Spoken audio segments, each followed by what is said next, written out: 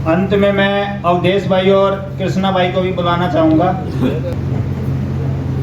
कृष्णा भाई तो पहले आरएसएस में भी थे, वो बताने से घबराते हैं, और पर्टिकुलर हमेशा से ही नास्तिक थे। ये नहीं कि पहले धार्मिक थे इसलिए गए हो।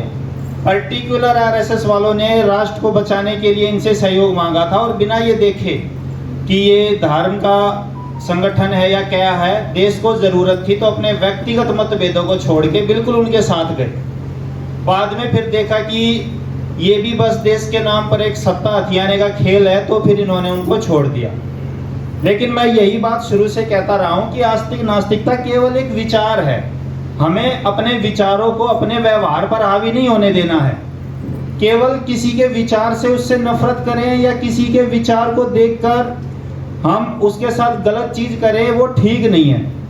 अगर कोई भी आदमी अच्छा काम करता है तो फिर वो अच्छा है, और आप बाकी चीजें बिल्कुल मत देखिए। धार्मिक है, हिंदू है, मुस्लिम है, वो आपका अपना भाई है, और अगर आप उसका साथ देंगे वो भी मरते दम तक आपका साथ देगा। Thank you.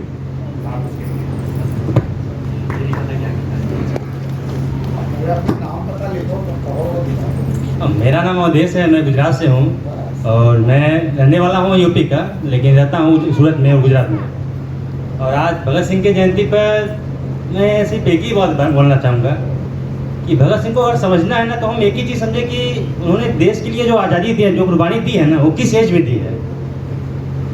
उस समय उनकी एज थी केवल 23 ईयर्स, शायद, मुझे मैं शायद कन्फर्म हूँ तो शायद उनकी एज 23 ईयर्स थी। बट उस एज में उन्होंने इतनी ज्ञान प्राप्त कर ली थी, इतनी ज्ञान प्राप्त कर ली थी कि उन्होंने देश के लिए इतनी खुशी खुशी अपनी आज़ादी दे दी थी देश की। ये कोई छोटी बात नहीं है। मैं उनके सबसे ज़्यादा प्रभावित इसी बात से होता हूँ कि क्या बंदे थे यार, क्या बंदे थे।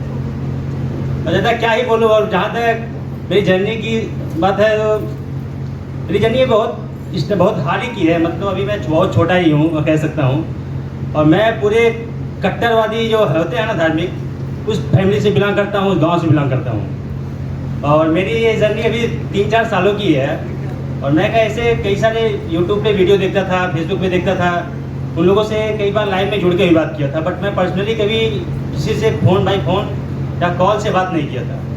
उसमें से जब मैं संजय सर से मिला ना, नास्तिक चैरिटेबल ट्रस्ट से, तो संजय सर से पहली बार जब मेरी बात हुई थी ना, तो मुझे लगा कि मैं किनसे बात कर रहा हूँ। मैं यकीन भी नहीं कर पाया था मैं सच में ऐसे लोगों से मिल रहा हूँ। जो मेरी विचारधारा है ना, मैं ऐसे लोगों से रूबरू बात कर रहा हूँ, मैं कभी भी बात कर सकता हूँ। उसमें से कृष्णा सर भी आए, फिर कृष्णा सर बड़ौदा में रहते हैं, मेरी उनसे मुलाकात भी हुई, बात हुई, और कई लोगों से ऐसे बात होती गई। और मेरे कई सारे डाउट्स भी होते थे, तो संजय सर से बाई फ़ोन, मतलब उनको फ़ोन करता था या कॉल करता था, व्हाट्सएप पे वीडियो कॉल या सादा कॉल।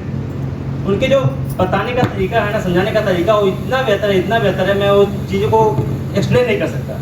मतलब इतने आसानी से समझाते हैं ना कि शायद मेरे लिए उसके लिए कुछ शब्द नहीं है। उसके लिए थैंक यू सो मच। मैं सर, मैं आपको फ़ोन में भी कई बार कहा हूँ और हमेशा कहता रहूँगा। और मुझे बहुत ज़्यादा जानकारी नहीं है ना, मुझे बहुत एक्सपीरियंस है।